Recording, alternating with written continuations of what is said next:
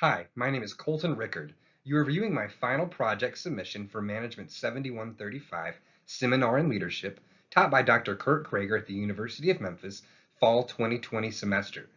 This presentation will be in narrated PowerPoint format. Today's presentation agenda consists of a quick analysis of my personal, team, and organizational leadership maxims, along with a quick explanation of what did they mean, how were they created, why were they selected, and what do they look like in practice. The first leadership maxim that I'd like to highlight is be like Steve, which is my personal leadership maxim. So what does this maxim mean? This maxim was derived from a workplace mantra that I created for myself about 6 months ago as FedEx entered into a new fiscal year. This phrase is one that I use daily to affect my decision making. Steve Jobs is a man who gained great renown across the globe for his innovations and ability to creatively find solutions and push the envelope while CEO and chairman of Apple Inc. Be like Steve reminds me to always think objectively and strive to create strategies or initiatives that may have been overlooked by others. A wise person once told me that in order to succeed, an individual or a corporation must do things differently or do different things in order to set themselves apart from competitors. I believe this also translates well into personal leadership. So how is this maxim created? Be like Steve builds upon my strengths, which keeps me in a positive mindset. Per the contents of my Strength Finder 2.0 Insight Guide, some of the themes of my strengths are ideation, strategic, achiever, and competition. This maxim encourages me to rely on my natural creative strengths to think of new ways to solve problems. Also, in the book's Five Dysfunctions of a Team, Catherine's dilemma of letting outside factors affect her decision making and therefore prohibit her from reaching her full potential. And this really struck a chord with me because Steve Jobs believed in his ideas and innovations despite what others may have thought. By not participating in office politics or adhering to the status quo, I too can be like Steve. So why was this maxim selected? Well, personal leadership is certainly very important to me. I believe without strong personal leadership, team leadership and organizational leadership maxims may fail. So this maxim pushes me to be adaptable, creative, individualistic in my approach to personal leadership and my pursuit of higher emotional intelligence. Lastly, what does this look like? To me, be like Steve means I will actively think differently, always challenging the status quo.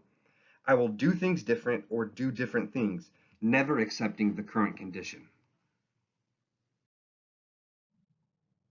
The second leadership maxim that I'd like to highlight is count it, which is my team leadership maxim. So what does this maxim mean? In 2015, I was managing a sales team for a local moving company in Memphis with 6 sales employees.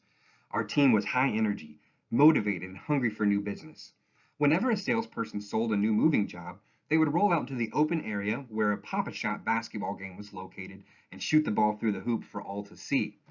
The team would shout, "Count it," and publicly recognize the job well done and new business booked. This became a tradition in the sales department and was a simple yet effective way to motivate myself and others to succeed. Count it is now an audible call to action to celebrate team and individual contributor wins. So how was this maxim created?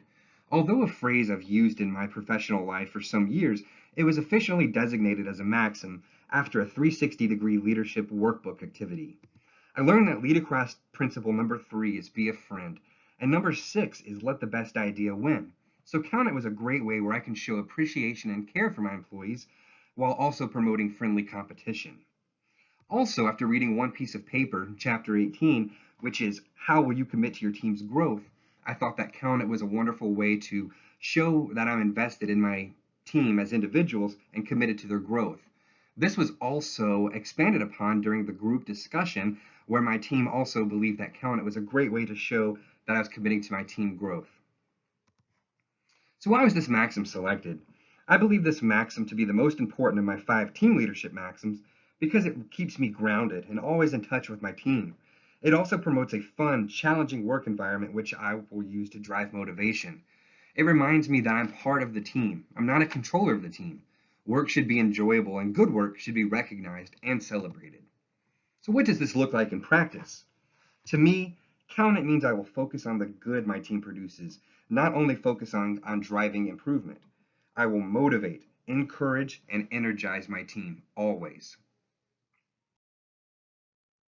The final leadership maxim that I'd like to highlight is Mighty Morphin Megazord, which is my organizational leadership maxim. So what does this maxim mean? Growing up in the 90s, I spent many weekend mornings watching the Power Rangers battle the bad guys on television. Each Ranger was different from the other and unique in their own way: white, black, Asian, male, and female. Occasionally, when the situation was tough and it seemed as if the Power Rangers were doomed, all five would combine their strength and interlock to become Megazord, a giant Power Ranger with each extremity controlled by an individual Ranger. Each member would move together in unison, working towards a common goal to defeat the enemy and live to see another battle.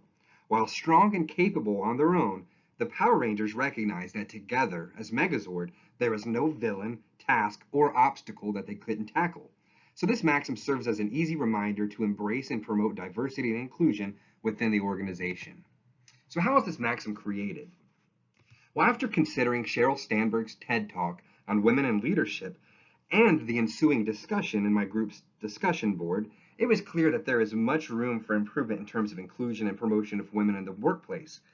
I also found this to be evident in my own life after completing the implicit gender association activity.